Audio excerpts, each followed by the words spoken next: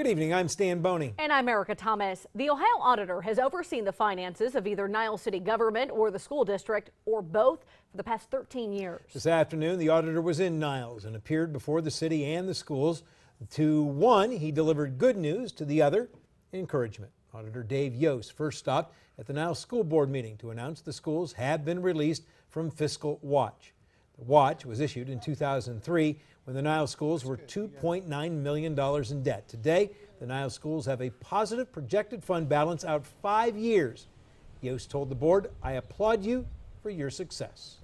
From the school board meeting, Yost made the short 8-block trip to the Niles Municipal Building, where he addressed the commission he created to oversee the city's fiscal emergency. The city was not released, not today. Instead, Yost challenged the commission to bring him back the first of next year with its own certificate of fiscal integrity.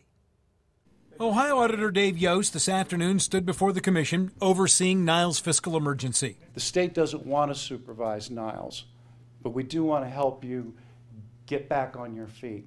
Yost said Niles spends $711 per resident per year, and that Ashtabula operates on less and is not in fiscal emergency. But what these numbers show is that you can get there. You can run a town this size on the money you have.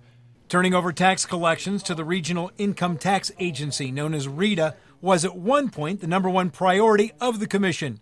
But at today's meeting, Niles Mayor Tom Scarnecchia nixed that idea.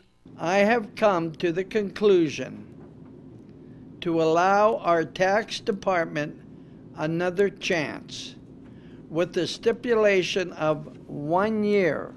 Should the tax department fail in any way, the city will use RETA. Tim Lintner of the Auditor's Office said the city, as of May 31st, showed a year-end budget surplus of $252,000. But an expected budget adjustment, along with a new heating and air conditioning system for City Hall, could wipe that out. If something else breaks, again, there's not a lot of money left to fix anything capital related at this point. That was one of the ways the city balanced their budget, was stripping out most of the capital expenditures. Now, for Niles to be released for fiscal emergency, it would have to document financial stability out 5 years. And the impression given at this afternoon's meeting was that Niles is nowhere close.